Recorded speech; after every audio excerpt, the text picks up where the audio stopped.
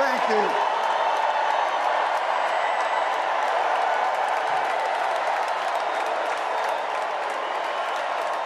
Thank you.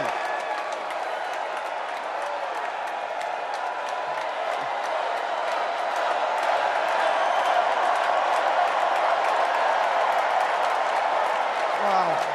Well, thank you. Thank you, first of all, to Vice President Harris.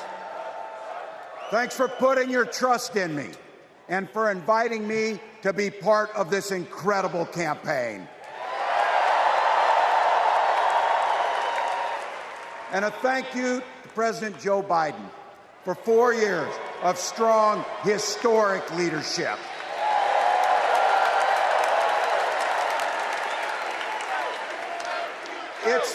It's the honor of my life to accept your nomination for Vice President of the United States.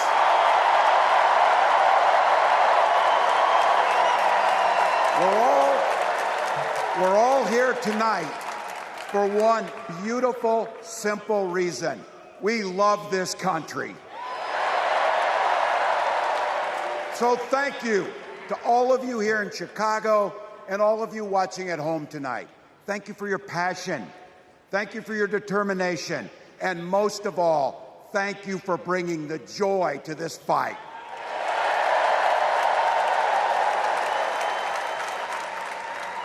Now, I grew up in Butte, Nebraska, a town of 400 people.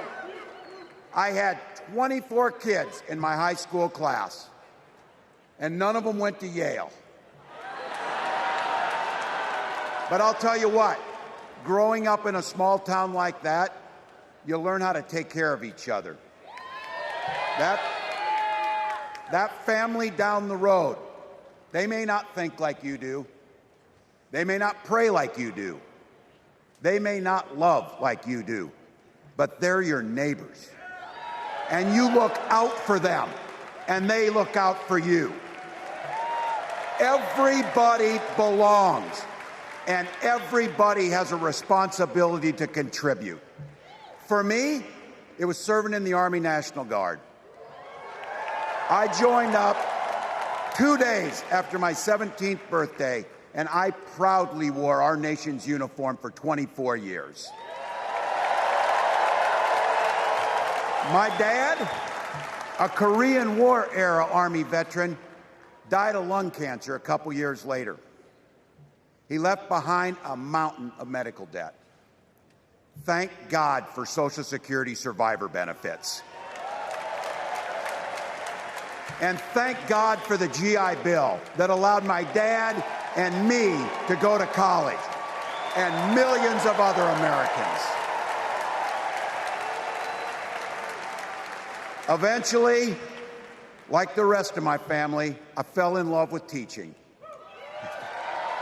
Three out of 4 of us married teachers. I wound up teaching social studies and coaching football at Mankato West High School. Go Scarlets! We ran a 44 defense. We played through to the whistle on every single play, and we even won a state championship. Never closed the yearbook, people. But it was those players and my students who inspired me to run for Congress. They saw in me what I had hoped to instill in them, a commitment to the common good, an understanding that we're all in this together, and the belief that a single person can make a real difference for their neighbors. So there I was, a 40-something high school teacher with little kids, 0 political experience, and no money, running in a deep red district. But you know what? Never underestimate a public school teacher. Never.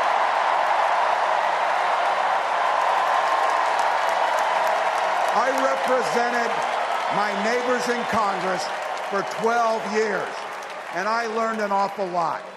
I learned how to work across the aisle on issues like growing the rural economies and taking care of veterans.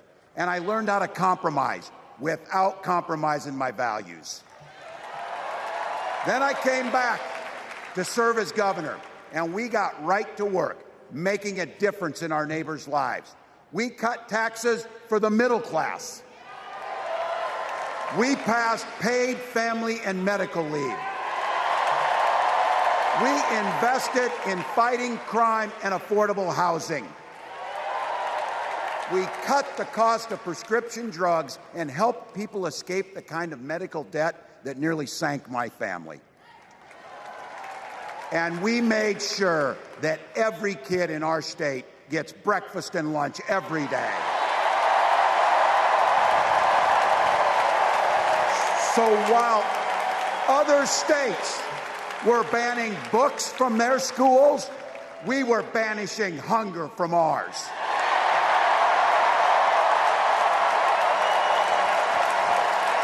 We also protected reproductive freedom because in Minnesota, we respect our neighbors and the personal choices they make. And even if we wouldn't make those same choices for ourselves, we've got a golden rule. Mind your own damn business.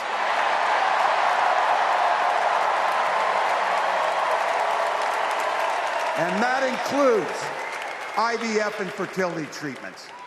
And this is personal for Gwen and I. If you've never experienced the hell that is infertility, I guarantee you, you know somebody who has. And I can remember praying each night for a phone call. The pit in your stomach when the phone had rang, and the absolute agony when we heard the treatments hadn't worked. It took Gwen and I years, but we had access to fertility treatments. And when our daughter was born, we named her Hope. Hope, Gus, and Gwen, you are my entire world, and I love you.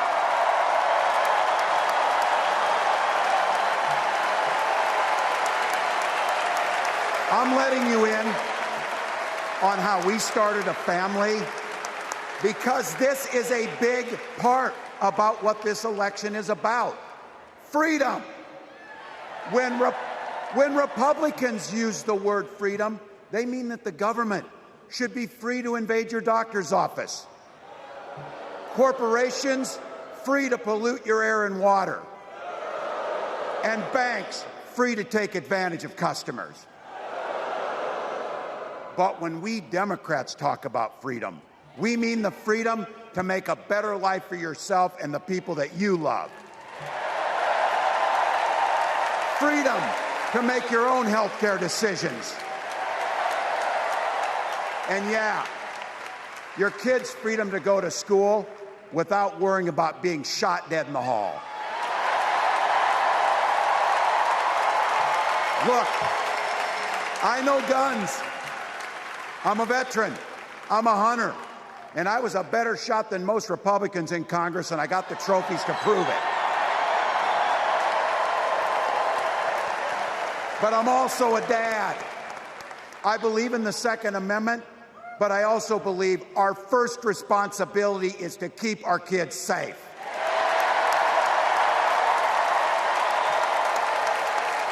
That's what this is all about. The responsibility we have to our kids, to each other, and to the future that we're building together, in which everyone is free to build the kind of life they want. But not everyone has that same sense of responsibility. Some folks just don't understand what it takes to be a good neighbor. Take Donald Trump and J.D. Vance.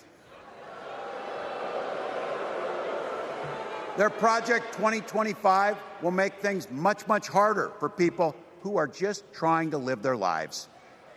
They spent a lot of time pretending they know nothing about this. But look, I coached high school football long enough to know, and trust me on this, when somebody takes the time to draw up a playbook, they're going to use it.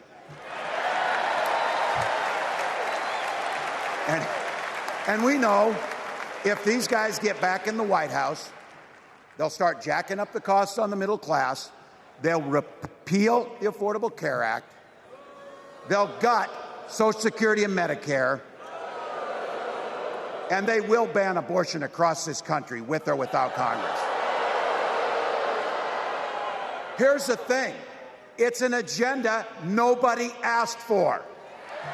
It's an agenda that serves nobody except the richest and the most extreme amongst us. And it's an agenda that does nothing for our neighbors in need. Is it weird? Absolutely. Absolutely. But it's also wrong. And it's dangerous. It's not just me saying so. It's Trump's own people. They were with him for 4 years.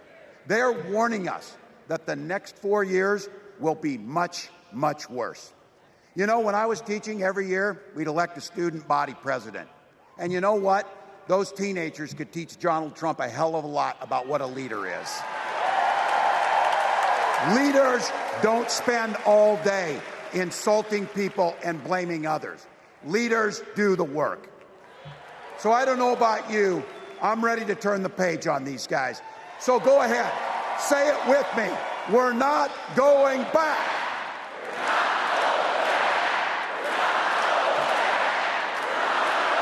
We've got something better to offer the American people.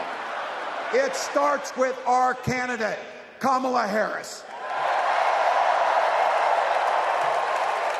From her first day as a prosecutor, as a district attorney, as an attorney general, as a United States senator, and then our vice president, she's fought on the side of the American people. She's taken on the predators and fraudsters. She's taken down the transnational gangs, and she stood up to powerful corporate interests.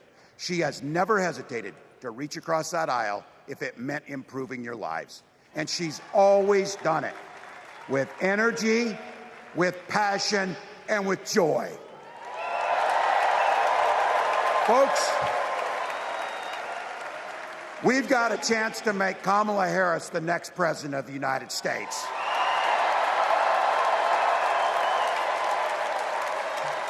But I think we owe it to the American people to tell them exactly what she'd do as president before we ask them for their votes. So here, this is the part, clip and save it and send it to your undecided relatives so they know.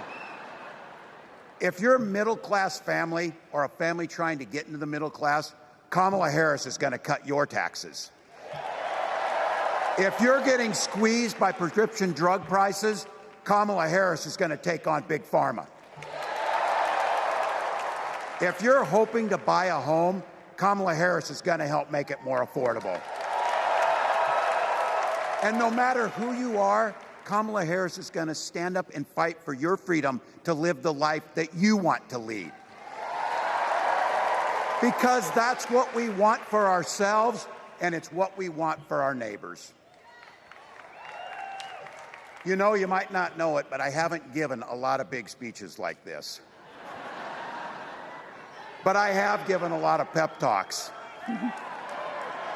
So let me finish with this, team. It's the fourth quarter. We're down a field goal, but we're on offense and we've got the ball. We're driving down the field. And boy, do we have the right team. Kamala Harris is tough. Kamala Harris is experienced, and Kamala Harris is ready. Our job for everyone watching is to get in the trenches and do the blocking and tackling. 1 inch at a time, 1 yard at a time, 1 phone call at a time, 1 door knock at a time, 1 $5 donation at a time. Look, we got 76 days. That's nothing. There'll be time to sleep when you're dead. We're going to leave it on the field. That's how we'll keep moving forward. That's how we'll turn the page on Donald Trump. That's how we'll build a country where workers come first. Health care and housing are human rights. And the government stays the hell out of your bedroom.